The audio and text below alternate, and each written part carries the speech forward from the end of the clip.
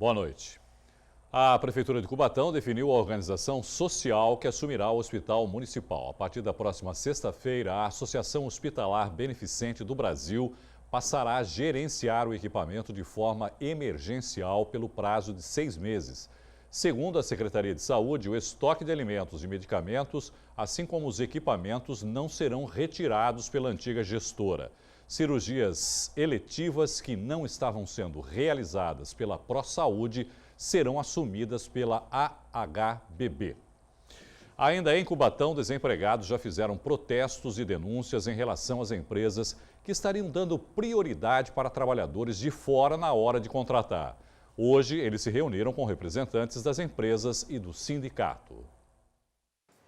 Às 8 horas da manhã, os desempregados já estavam reunidos na porta do Sindicato da Construção Civil à espera da reunião com representantes das empresas. Em discussão, a falta de vagas de trabalho na cidade.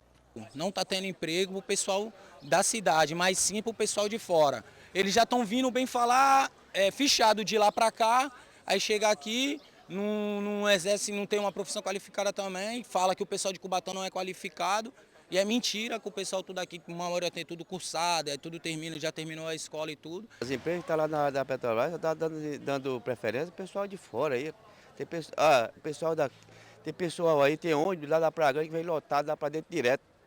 O pessoal daqui faz uma prova aí e fala que não passa, e o pessoal tem muita gente aí que não faz e passa direto. O problema envolvendo os desempregados de Cubatão se arrasta há meses. Ainda no primeiro semestre, havia promessa por parte da Petrobras da abertura de mais de 3.000 vagas de trabalho, o que não aconteceu. Várias manifestações foram realizadas na tentativa de sensibilizar as autoridades. Os desempregados ainda reclamavam que as poucas vagas existentes eram disputadas por eles e trabalhadores de outros estados. Chega em mim e fala, Simone, já fichei, não fez teste, não fez nada, entrou, entendeu? E eu tô aqui desde novembro esperando e nada. A gente está numa luta, o seu Carlos, Ronaldo, nós não queremos ficar se ligando, não queremos entrar pela janela, a gente quer entrar pela porta. Há poucas vagas para bastante gente. E, infelizmente, as empresas insistem de trazer o pessoal de fora. Obviamente que o cidadão tem direito de ir e vir, mas numa situação dessa que assola o país e essa crise violenta que está aí, eu acho que nós entendemos que tem que dar prioridade a Cubatão e região. Na semana passada, surgiram denúncias de que agenciadores estariam cobrando propina para a contratação de mão de obra de fora para trabalhar nas empresas do polo. Os trabalhadores estariam em alojamentos clandestinos na cidade. As denúncias de irregularidades chegaram à Prefeitura na forma de 3 áudios de gravações telefônicas anônimas que estão sendo investigadas pela polícia. Em uma delas, um homem estaria indicando a um trabalhador o gerenciador conhecido como Boiú. Ele estaria vendendo vagas de trabalho em Cubatão para pessoas da Bahia. Eu não sei quanto está o preço ainda, estava variando para encarregado de 3 a 4 mil. Para soldador na faixa de 1.500, não sei se era de 1.000 a 2.000, entendeu? Aí você fala para ele que você já está ciente do esquema, que tem que pagar o cara do Cine e também sobra uma rebarba pro cara que é o supervisor lá, bicho. O cara lá é que está cobrando, entendeu? É um negócio muito ruim, né, até para esse momento da sociedade e para o futuro. Já pensou, todos que precisarem trabalhar ter que dar o primeiro pagamento para poder trabalhar? Isso é um absurdo, isso não pode acontecer. Então tem que se cortar o mal pela raiz imediatamente. Ainda na reunião, os desempregados reclamaram também que o PAT de Cubatão não estaria repassando as vagas oferecidas pelas empresas. Tem empresa aí que está proibindo os caras de andar na avenida, pessoal de fora, o pessoal de Cubatão não vê que é pessoal de fora. O pessoal de fora chega, vai se alojar em Praia Grande, São Vicente e Santos, para não se alojar em Cubatão, para não ver a quantidade de peão. Mas a gente não é bobo. Vai na portaria 10, você vai ver. Eu trabalho nessa refinaria. Certo? Eu vejo quem é de Cubatão, quem é da região que a gente conhece. Os representantes das empresas se comprometeram a dar prioridade aos trabalhadores da cidade e mencionaram a existência de vagas para diversas funções. Protesto de petroleiros com o objetivo de chamar a atenção para a venda de ativos anunciada pela Petrobras terminou em confusão hoje pela manhã em Santos. A imagem impressiona. A viatura da PM percorre vários metros com o homem pendurado no capô. Tudo começou durante uma manifestação dos petroleiros contra a venda de ativos da Petrobras, entre eles a exploração de petróleo e gás em frente ao prédio da empresa, no Valongo, em Santos. O protesto era pacífico, mas a PM foi chamada para garantir a integridade do patrimônio e evitar piquete. Um sindicalista atravessou um carro em uma das entradas. O policial militar pediu que ele retirasse o veículo para garantir a passagem de quem queria trabalhar. Diante da recusa, foi dada a voz de prisão. Algema ele. Você está preso por desobediência.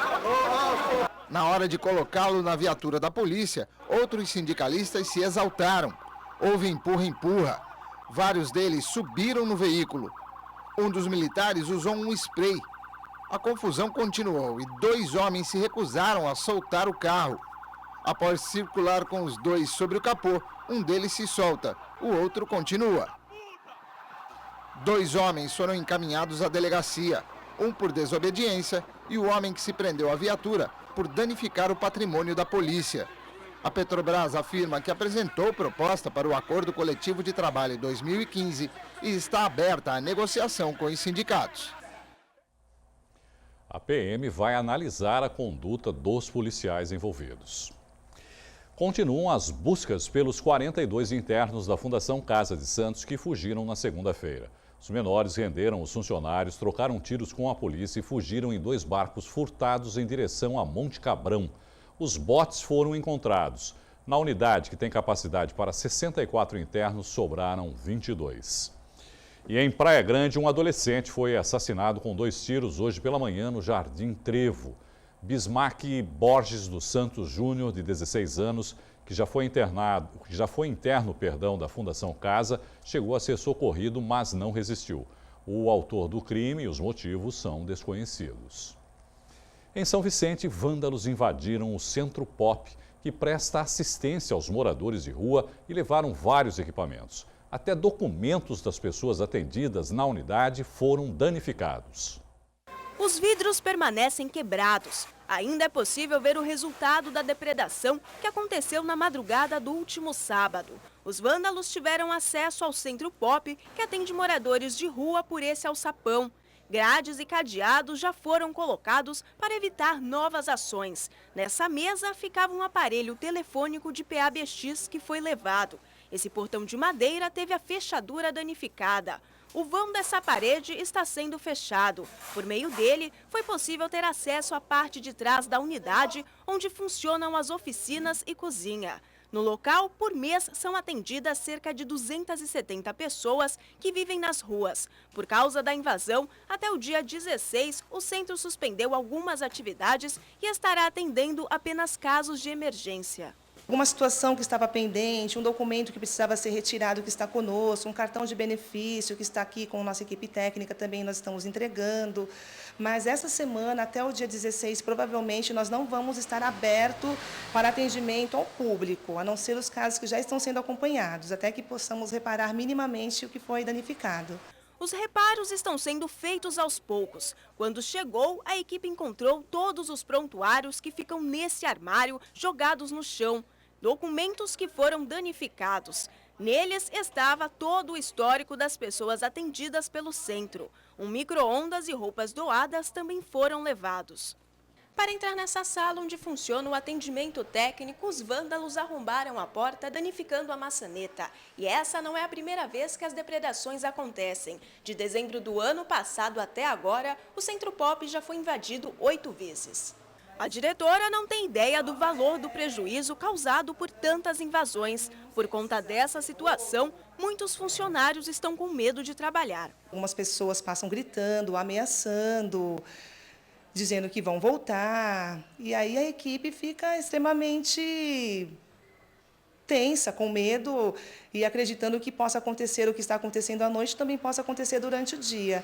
Além do Centro Pop, a unidade de saúde no bairro Jardim Rio Branco também foi alvo dos vândalos. O local foi invadido na última semana. As fechaduras foram danificadas e o lugar foi depredado. A Polícia Militar informou que tem intensificado o policiamento na área para evitar os crimes. Afirmou ainda que moradores podem auxiliar o trabalho da PM por meio do Disque Denúncia, o telefone é o 181, ou ainda utilizar o site webdenuncia.org.br. Em ambos os casos, o sistema garante o sigilo absoluto. Ainda em São Vicente, permanece o impasse da dívida da Prefeitura com o dono do imóvel onde funciona o 3º Distrito Policial da cidade. Ontem foi marcada uma reunião com o advogado do proprietário, mas nenhum representante da administração municipal apareceu. Há mais de 30 anos, o 3º Distrito Policial de São Vicente funciona nessa casa, na Avenida Ulisses Guimarães, no Jardim Rio Branco. O imóvel é alugado pela Prefeitura da cidade, mas desde novembro do ano passado, o dono não recebe as parcelas de R$ 4.200. A dívida já ultrapassa R$ 40 mil. Por isso, o advogado do proprietário decidiu notificar a administração municipal. Em 22 de abril de 2015, o proprietário notificou-os dizendo que não havia mais interesse na locação. Eles não se manifestaram. E então eu fui constituído para entrar com ação e fiz isso agora no dia 21 de setembro. E o juiz já despachou a ordem intimando a prefeitura para que ela efetue o pagamento ou faça a contestação da nossa ação sob pena de decretação do despejo. O contrato prevê que a prefeitura não pode sublocar a casa ou parte dela, mas há 13 anos começou a funcionar aqui uma agência bancária. E o pior, o dono nunca recebeu nada a mais por isso. Nós notificamos o banco e estamos aguardando uma posição deles. Como eles não se manifestaram, né? não nos apresentaram qualquer justificativa, a gente pretende entrar com medidas judiciais contra eles também. Para resolver essa situação, uma reunião foi marcada ontem na prefeitura, mas nenhum representante da administração municipal apareceu. Nós esperamos o máximo que pudemos e agora não há mais possibilidade de acordo. Agora eles cumprirem a ordem judicial sob pena de despejo. Em nota, a Prefeitura informa que não medirá esforços para que o 3º DP continue funcionando no mesmo prédio. Se não for possível, o município vai disponibilizar outro local. Futebol. O volante Thiago Maia renovou seu contrato com o Santos até junho de 2019. O jogador terá aumentos salariais gradativos ao longo do vínculo, podendo receber até R$ 120 mil mensais. O clube agora é detentor de 100% dos direitos econômicos do atleta de 18 anos. Thiago Maia, que ganhava em torno de R$ 4 mil, recebeu um aumento imediato de R$ 85 mil. Titular absoluto da equipe de Dorival Júnior, o volante já jogou 28 partidas como profissional e marcou um gol com a camisa do Peixe. Thiago Maia, que é presença confirmada entre os titulares do Santos, que enfrentam o Grêmio amanhã às 9 da noite em Porto Alegre pelo Campeonato Brasileiro. Ricardo Oliveira, Lucas Lima e Gabigol, que estavam na seleção, também devem começar jogando. No primeiro turno, na Vila Belmiro, o Peixe perdeu por 3-1. O Santos é o 4º colocado com 46 pontos. Já a equipe gaúcha está em 3º com 52. Depois do intervalo, Baixada Santista registra mais de 1.300 casos de violência contra deficientes físicos. Os detalhes em 2 minutos e meio. Até já. A Baixada Santista registrou 1.311 casos de violência contra pessoas com deficiência entre maio de 2014 e agosto deste ano, segundo dados da Secretaria dos Direitos da Pessoa com Deficiência do Estado de São Paulo.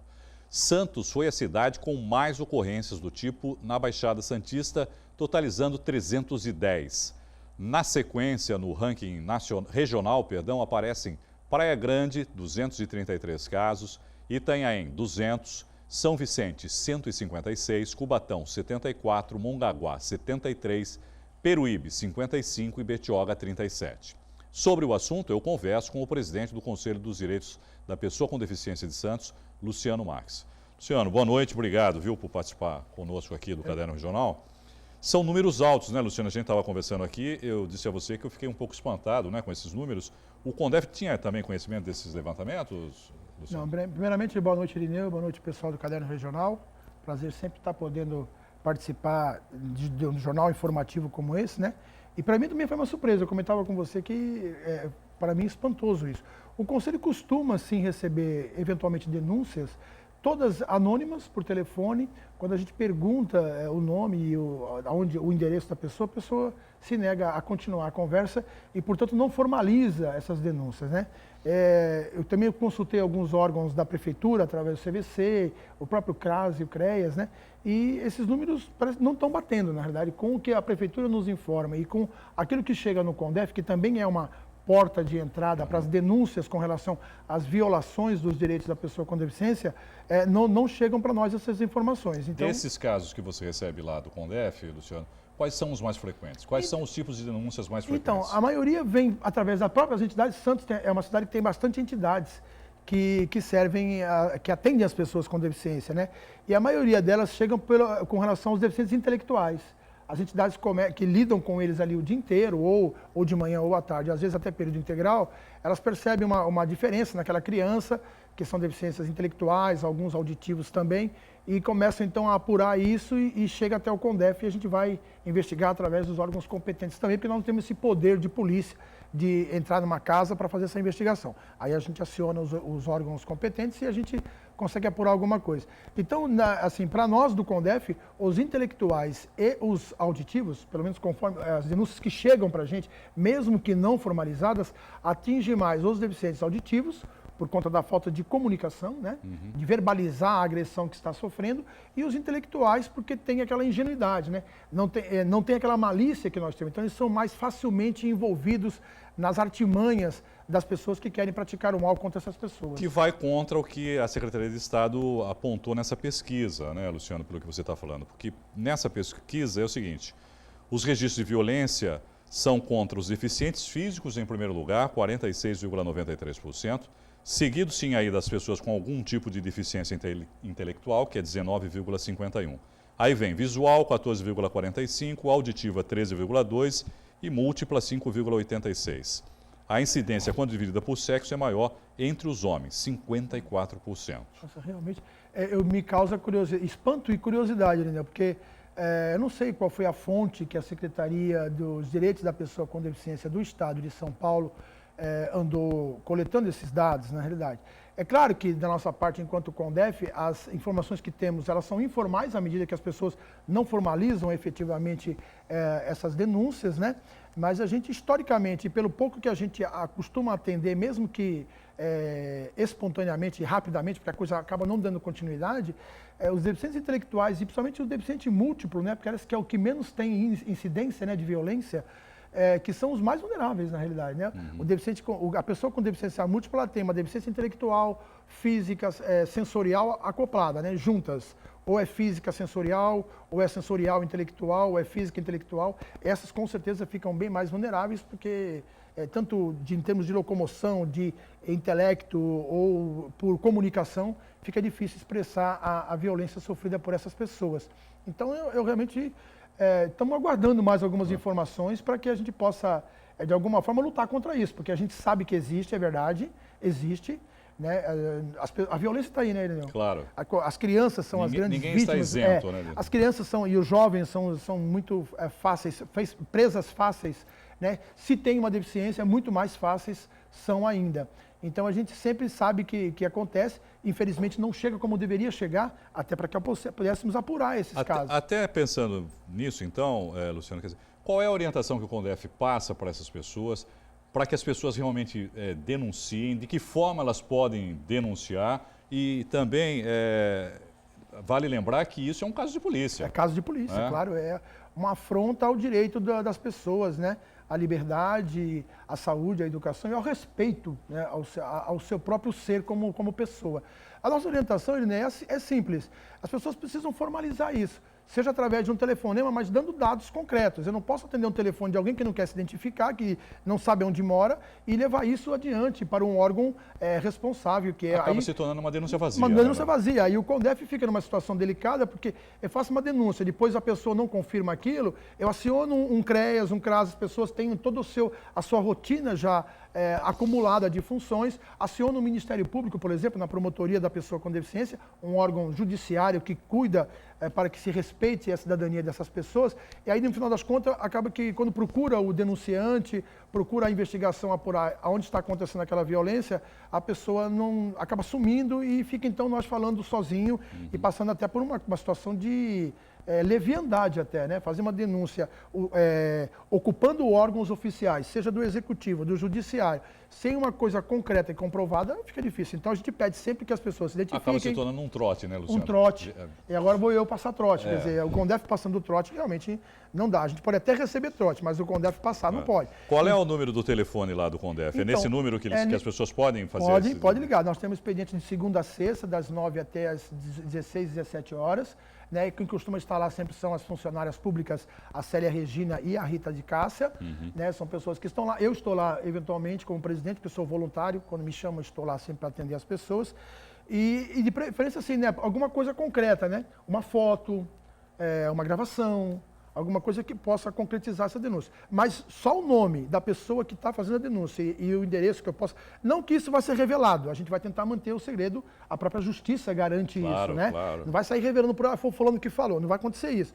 Mas para que eu possa ter fundamentalizada essa denúncia, senão eu não consigo dar andamento para os órgãos competentes, já que eu, CONDEF, enquanto representante do CONDEF, né? Nós do CONDEF não podemos ter, não temos esse poder de polícia, chega lá, intimar a pessoa, prender a pessoa, enfim, a gente não pode fazer isso. Bom, quero agradecer aqui ao Luciano Marques, que é o presidente do Conselho de Direitos de Pessoas com Deficiência de Santos. Luciano, obrigado, viu, pela sua entrevista, pela participação. Imagina. Eu te agradeço. Nós é que agradecemos. Uma boa noite para você. Boa noite também. A seguir, no aniversário de Benedito Calixto, mudas de árvores foram plantadas na Pinacoteca de Santos. Nós voltamos já.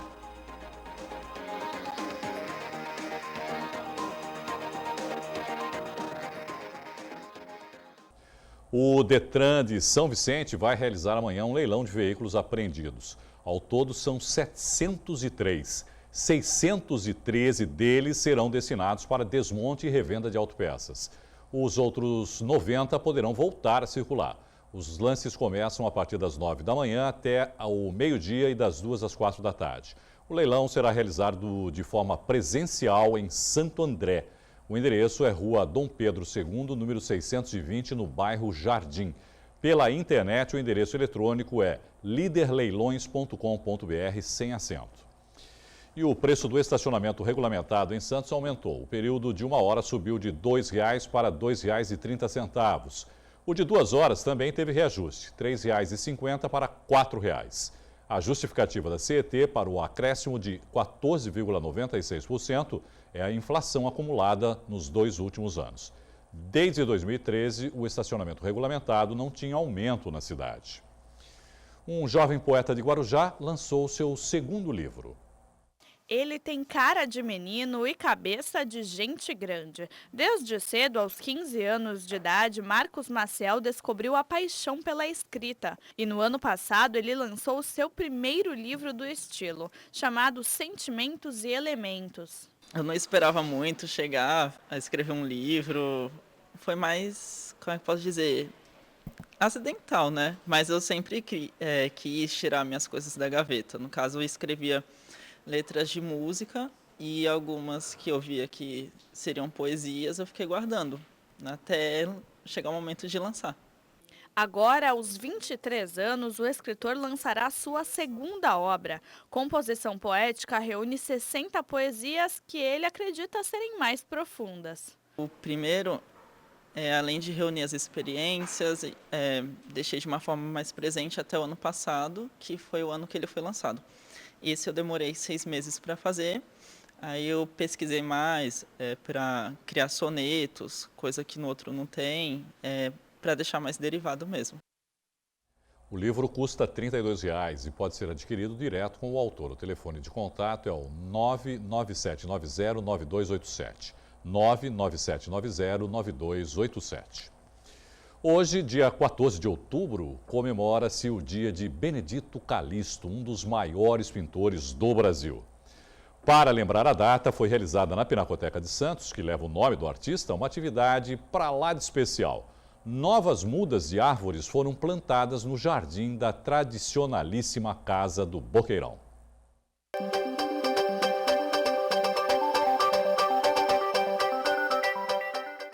O Jardim da Pinacoteca é um dos cartões postais de Santos. Tem quase 6.000 metros quadrados de extensão.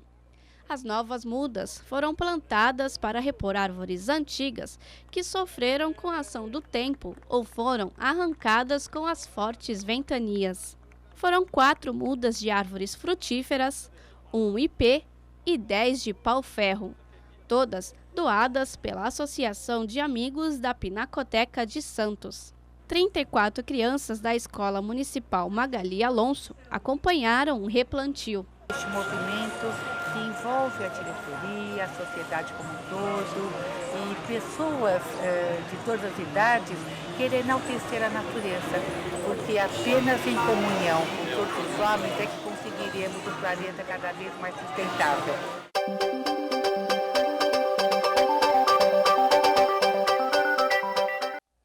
A edição de hoje termina aqui pelo Santa Portal. Você já sabe, continua sempre bem informado. Obrigado pela companhia, uma boa noite para você e até amanhã. Tchau.